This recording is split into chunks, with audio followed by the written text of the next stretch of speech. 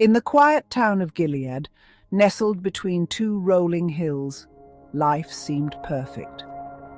The townsfolk went about their daily routines, gathering at the market, attending services at the grand stone church, and sharing meals under the warm orange glow of the evening sun.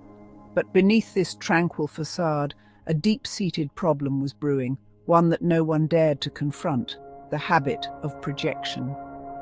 Elder Ruth, a wise woman, often warned, "The heart is deceitful above all things, and desperately wicked. Who can know it?"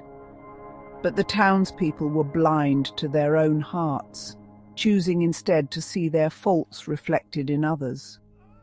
One Sunday morning, Pastor Eli delivered a sermon on Jesus' words. "Why do you look at the speck of sawdust in your brother's eye and pay no attention to the plank in your own eye?" He urged the congregation to reflect inwardly, but his message was met with uneasy silence. Little did he know, his words would ignite a series of events that would change the town forever. It began in the marketplace.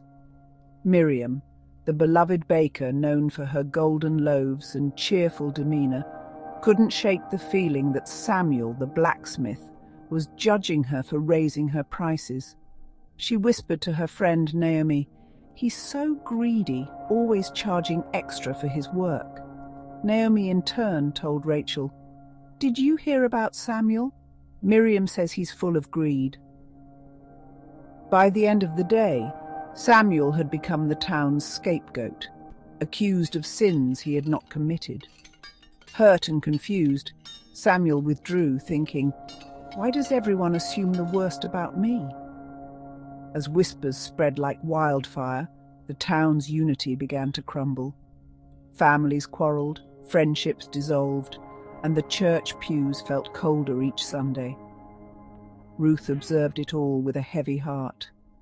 "If a house is divided against itself, that house cannot stand," she reminded those who would listen.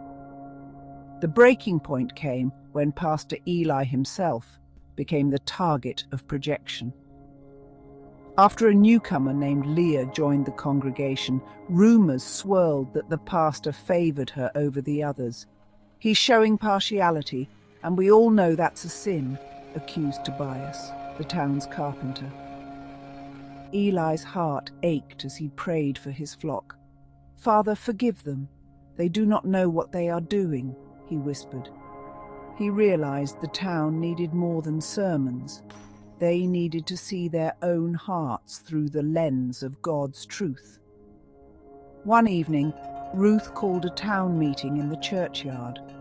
Holding up a simple mirror, she addressed the crowd.